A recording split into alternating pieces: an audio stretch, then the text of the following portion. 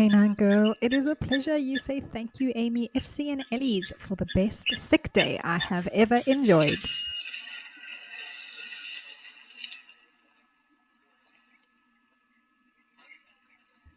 Thank you so much to everyone as well for joining us today.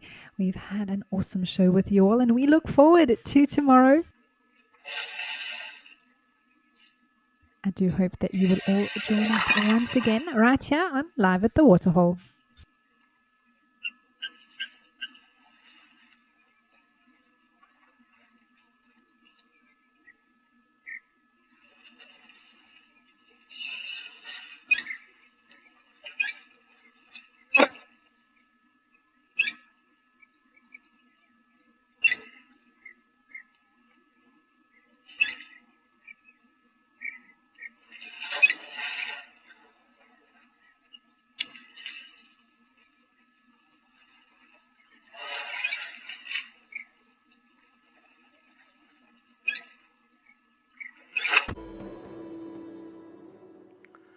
Good afternoon, everybody. Good afternoon. Welcome to Djuma Private Game Reserve here in the Sabi Sand, where I'm just having a little conversation with my honey badger friend. I'm joined by Pan on camera. My name is Steve, and this is OnSafari.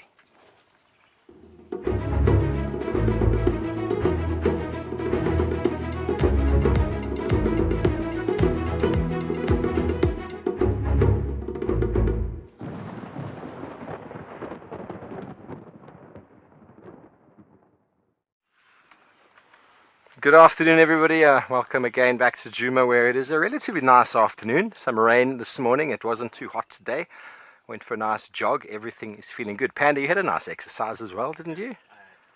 Everything as well. Well, everybody, as you know, this is the highlight show for the last 24 hours.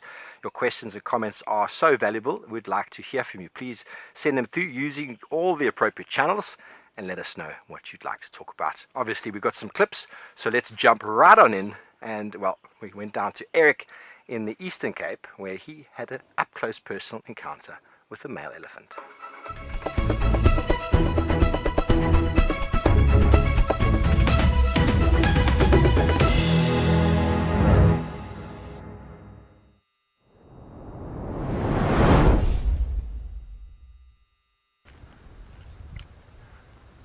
He's massive. I mean, he's not much. He's really not much smaller than Collie and Afstad, and those two elephants are big elephants. But he doesn't have the aggression factor that they have, you know. Those two elephants can be aggressive every now and then. This guy is normally very calm 90% of the time. I have seen him push around another elephant before.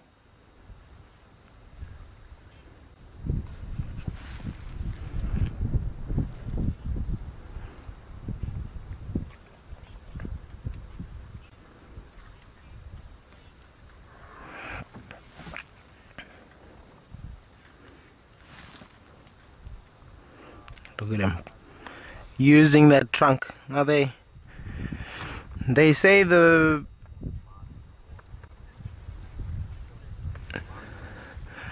Crystal, I've been in and around Amakhala for the last 4 years, and only as a guide for the last 3 years, and getting to know these guys, I've made it my mission really, because elephants are my favorite animal.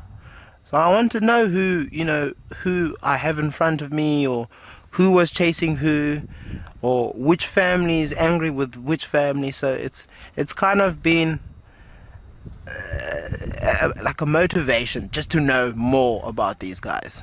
And I think it all started with knowing who's who, and then from there you can kind of start telling the differences and start distinguishing who's nice and who's not so nice, who's naughty, who's quiet. And this is a quiet boy in front of us here. Very quiet. Now in that trunk of his, he's got up to 40,000 different muscles. Okay, big boy. No. What are you doing? Don't be naughty. Balara. Hey, Hey. Big boy, this is not necessary.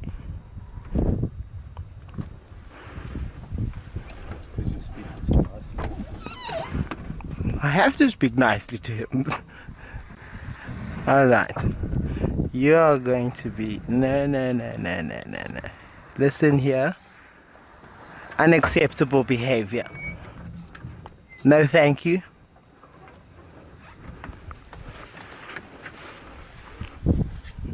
Off you go. There we go.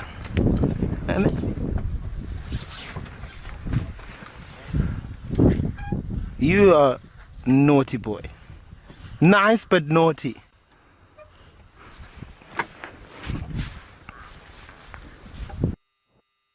So, what do you all think of that? Nice up close and personal. Elephant was touching the car. Ziggy wanted to know, when elephants get that close, does it mean they're too habituated? Ziggy, I don't think so. I mean, habituation with elephants means they're normally quite calm and relaxed.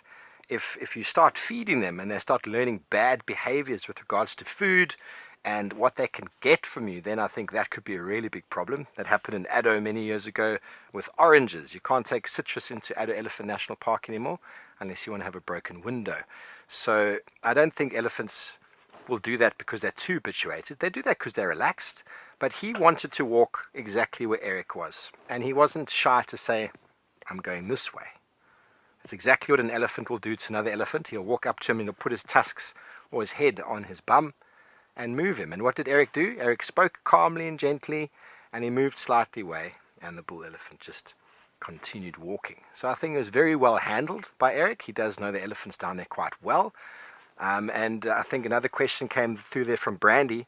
Eric knows them quite well. Do you think they might just be recognizing him? I think elephants most certainly do pick up on certain voices, but they also pick up on the tone and the fear factor that might be within your voice.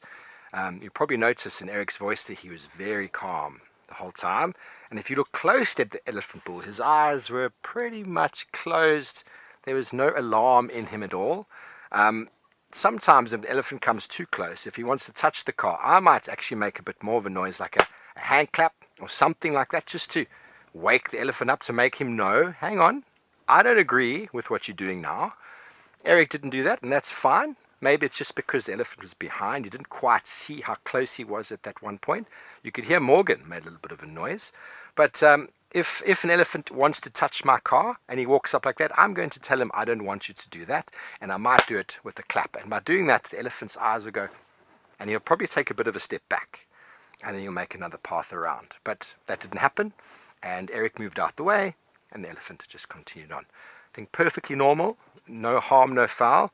No negative behavior, no damage to the car. The elephant didn't push, just sort of waited. And once Eric moved out the way, he moved on. Lola, I'm always surprised by how calm you all remain. Well, it takes practice, Lola, to remain calm like that, but also through experience.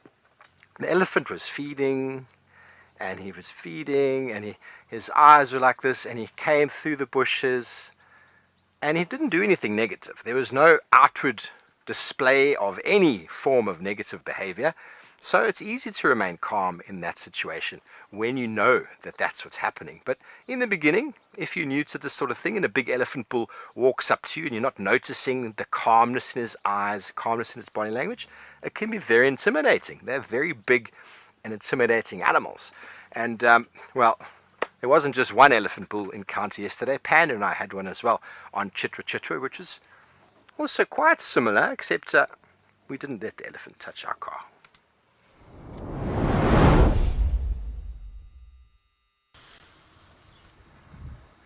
Oh, that big boy. Got a nice, decent sized elephant bull that's got a bit of a sore front leg, sore front foot. And he's walked all the way up to us to give us a head shake. What's wrong with your foot, my friend?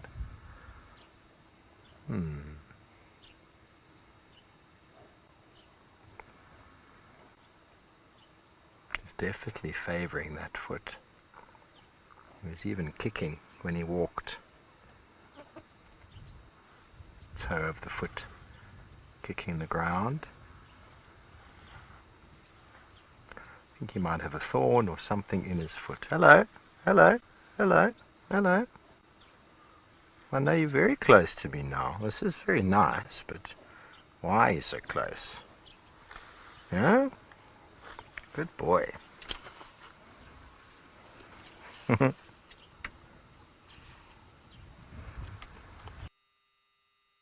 Okay, so he's lifting it nicely now. All perfectly normal.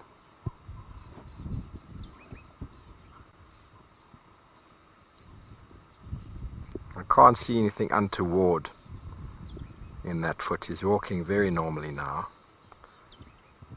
Maybe it's because he knows we're watching him.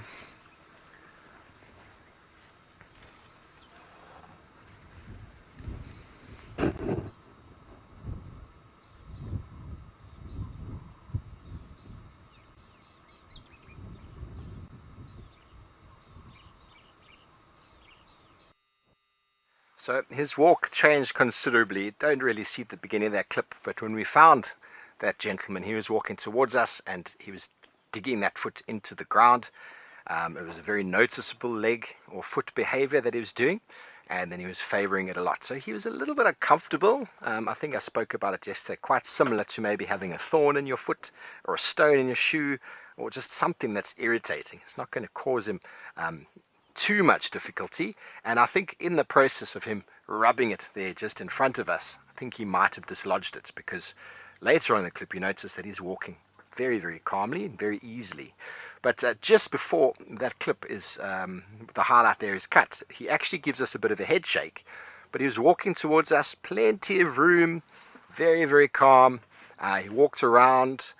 We obviously didn't move out of the way, which is what happened with the previous, with Eric, that Eric moved out the way. Sometimes elephants will walk up to you, and why are you not moving out of the way? You should be. I'm the biggest fellow around. And when you don't, he does the next thing, which is a very obvious sign of dominance or size, is to head shake. And you can hear the ears flapping and the trunk moves. It's not a subtle sign like the eyes changing or the foot lifting or all of those little subtle signs elephants have. The head shake is a very obvious sign of why are you still here, but not being aggressive. Just surely you saw me coming. And then I just started talking to him calmly, casually, in a very low, resonant voice. And again, he just stood there. He came a bit closer. I spoke again to him, basically saying, I don't want you to come closer than that. Some people don't talk to elephants. I do. But Yellow Duck wants to know, when you have guests on the vehicle, do you advise them to be quiet, not to agitate the elephants? Definitely when I have elephants coming close, I'll tell people just sit quietly and sit still and video. We'll talk about it afterwards. We'll have questions afterwards, but just try to remain calm. Don't forget to breathe.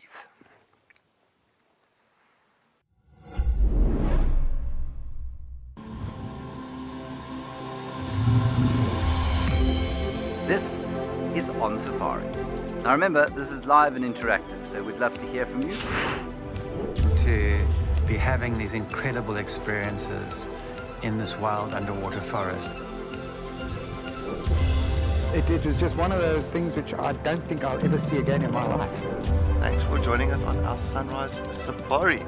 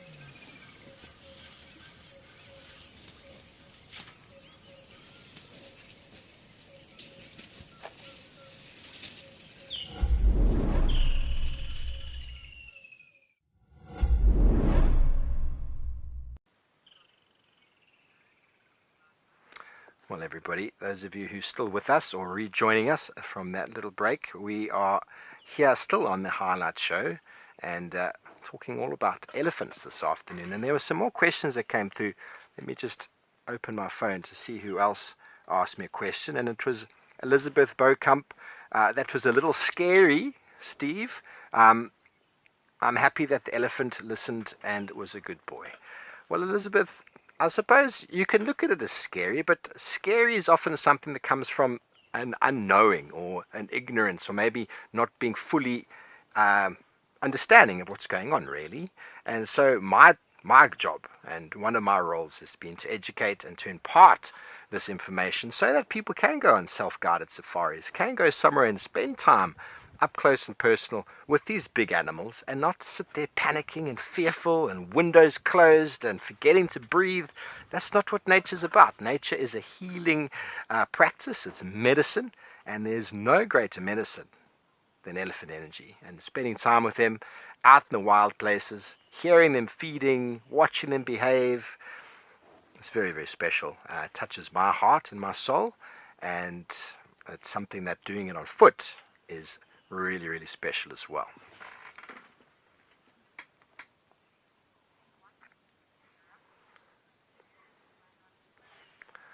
Well, everybody, you are with us still here on the highlight show, and Eric, who had that wonderful encounter with that elephant bull yesterday afternoon, he's down at Amakhala with Morgan. They're getting ready. Let's go see what their plans are.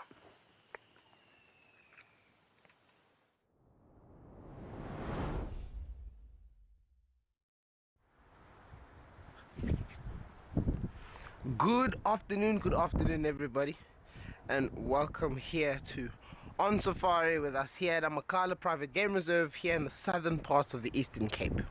This morning we had a fairly quietish drive. We didn't really see much, but that's fine. We spoke a lot of the birds, we spoke a lot about the environment.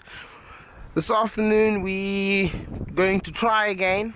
You know, we never know. Sometimes the animals may have come out, they may have moved from one area to another. We're going to investigate. So we'll try our very best to bring you as much cover as possible. Once again, we've done everything that we need to do to ensure that we can go out and come back. We've got our spare tire, the fluids have been checked, the vehicle's looking in good condition, as is our tech.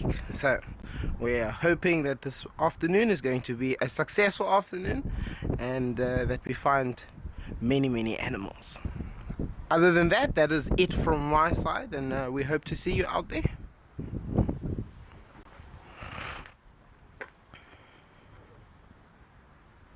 Eyes have yet to change so far on that Land Rover. I hope it's doing well. Make sure the oil and water is good. Good luck for your search this afternoon in Amakhala. And well, Amakhala, as we're talking about it, Eric had some time with some red hartebeest playing around, running around, doing their thing. I think it was yesterday afternoon.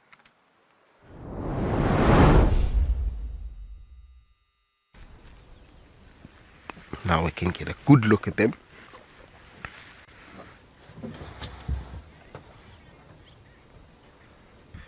Something that I've noticed, it may not be the actual truth, but it's something that I've noticed over the years, is when you look at plains game or game that you find out in the open in kind of widely spread out areas, you'll notice that the females will also have horns.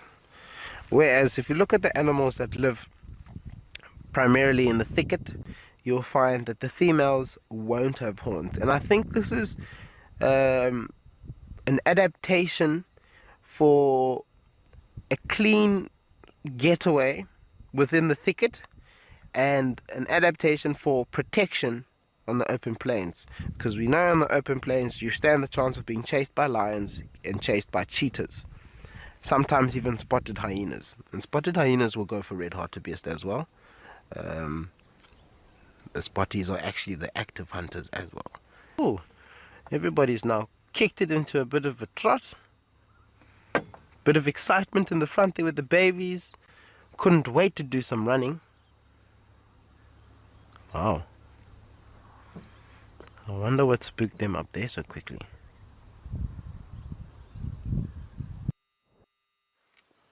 Welcome back. Well, have you got it? Panda? Have we got our... Oh, we had a Nyala behind us. I think he's still there.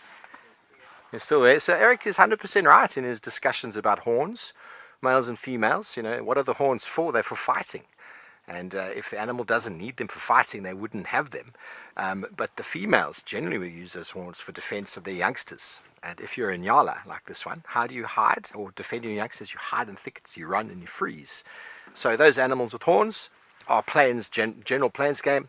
The females, those without, are generally thicket-dwelling animals. So you can kind of ascertain an animal's habitat by whether the males and females have horns to whether they don't. So nice to spend time with the red hartebeest. I know I was there when a lot of their youngsters were born in sort of September, October, and they need to protect those youngsters against the likes of cheetah, and if there were hyena down there as well, even jackal could go for a little hartebeest baby. So you need to be very watchful for that. Okay, so Microsoft, do any antelope run like that? Oh, hang on. Do antelope run like that to match the speed of predators? The impalas I had yesterday did that little jump. So hartebeest are distance runners. They can cover enormous amount of distance with that gait. You notice that their front legs or shoulders are higher than their hips, like a wildebeest, tsessebe or topi, and they're able to not only walk but jog or run at quite a fast speed for kilometers, 10, 15 kilometers. Whereas, you know, a cheetah, 150 meters, 200 meters, it's done. We look at hyena as well. They can go all night with that same gait, that same body sort of positioning, and they're able to carry food as well like that. So for long distance migratory animals, that kind of position works very, very well. And they can get very, very fast, but over the short distance, that's why impalas run and jump, they're able to escape predation at much closer quarters. Okay, well, James is close quarters as well. He's just around the corner. Let's go see what his plans are for the afternoon.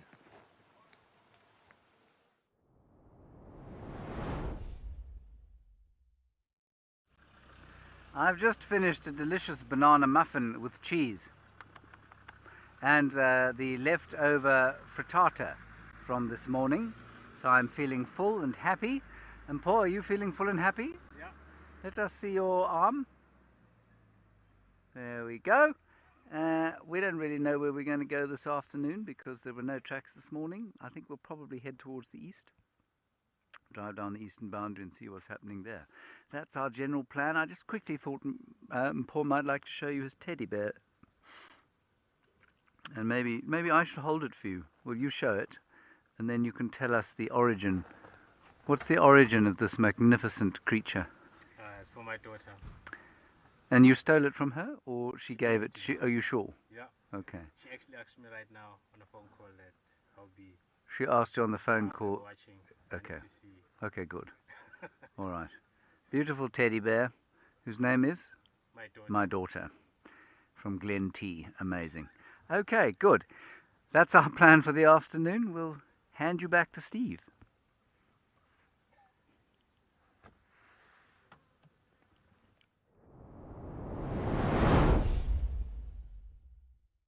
Hopefully you can find some tracks and do better than I did this morning. I found lots of tracks, but unsuccessful. A banana muffin with cheese sounds rather lovely. I didn't have any gluten at all today, or cheese. I stuck to just some oats, so that's done quite well for me. But we have got another clip to jump into this morning. We found a lovely little nest of a very special bird, a white-crested helmet trike, which we're looking to revisit as the days go by.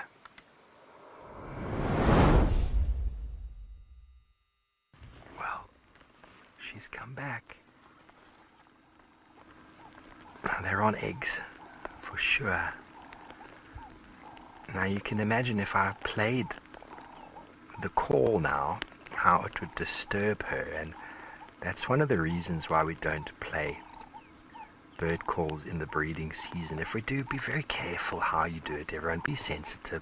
Use earphones if you're learning them. But essentially by playing the call of a group of territorial birds right here by her nest, it'll scare her, might even cause her to abandon that nest and not come back, leave the eggs unexposed or exposed for too long a period and could be detrimental. So have ethics when it comes to bird calls, when you use them, how you use them. I initially saw just one bird and I thought, we haven't seen much in a while. Let me play the bird call to attract some of these birds out. And then I saw the nest. Well, how amazing. White-crested helmet shrike with some little helpers. We'll be visiting the nest over the coming days to see who's who, and hopefully we actually get to witness the feeding and the hatching of those eggs. It'll be quite nice, wouldn't it, Panda? First for you? For the helmet check, yes. Yeah. So we will be spending some time with them, but anywhere between 15 and 20 days. So maybe they laid them 2 weeks ago. We're hoping so. Out in the wild, life moves fast. To capture the action, you've got to be in the right spot at the wrong time. Now, incredible animal behavior selected from amazing amateur and professional footage to reveal the secret lives of animals in motion. This is raw nature, caught in the act.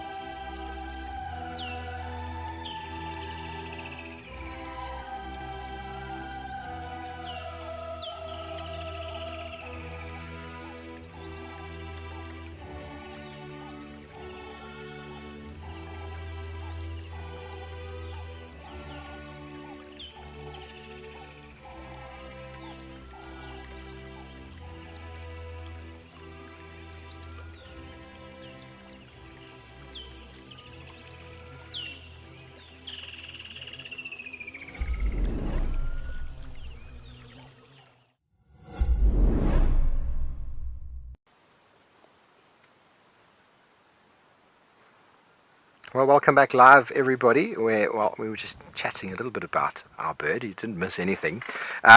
Kelly wants to know, I really love when you see the small and colourful birds. So they are quite small, and they are incredibly colourful. A little wattle over the eye, and looking forward to seeing some baby white-crested helmet shrikes. I think that would be a first for us on the show, to physically witness something like that happening. I know Panda and Andrew spend a lot of time the fork-tailed drongo nest in Pridelands. It was a little bit high in the tree, Panda. Yeah. Was, hey? So it's a little bit lower down.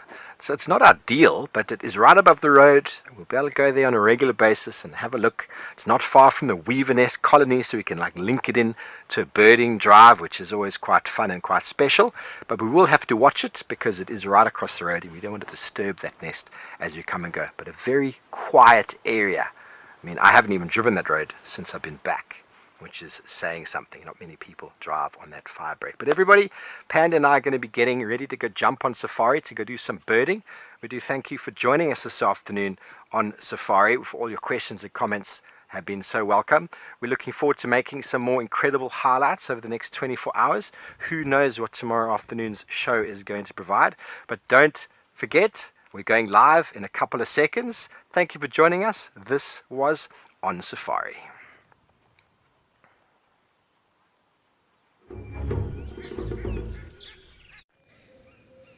This program features live coverage of an African safari and may include animal kills and carcasses. Viewer discretion is advised.